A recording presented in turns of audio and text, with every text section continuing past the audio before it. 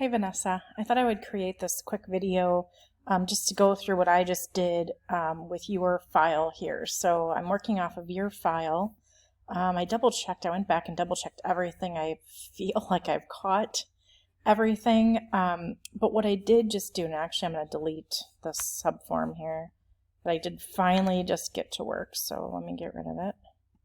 Heh, not that easy, huh?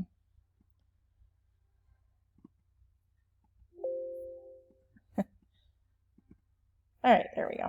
Okay, so the first thing I did is I went back to the directions in the midterm and I just completely started over with the, let's see, with the tires form. So I have this tires form 2 here that I'm working off of.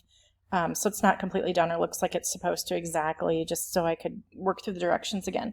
So what I did is I got to the point where I was in 14C.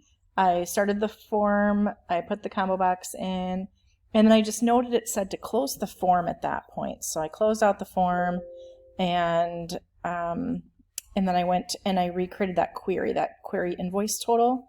And I had deleted that update query. I hadn't deleted it before, so I don't know if that was part of the issue too. It shouldn't be, but so many times I'll say something that it shouldn't be a problem, and so you don't always exactly know why something worked or didn't.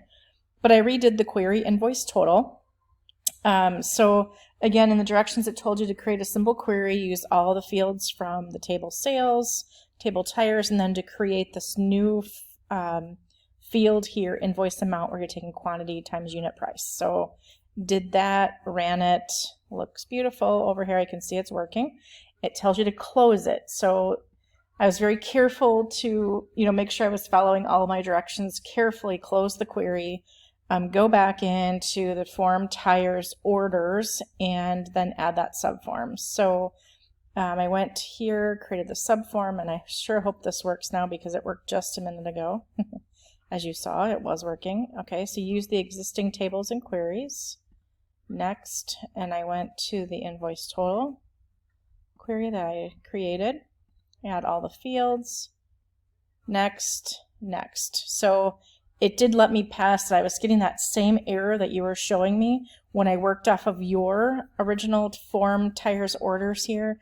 I can't say that there was anything in particular that was wrong with that. I know this is not what we're supposed to name it, but I'm just going to hit finish here so you can see that it's working. Every time I hit finish, my screen goes into it can't, takes a minute here, but it does end up working. And so I just wanted to quickly record this for you. I don't know that there's something wrong with this form tires order that you originally created. It looked fine to me. It didn't seem like anything was wrong, but I decided to start from scratch and start that form over.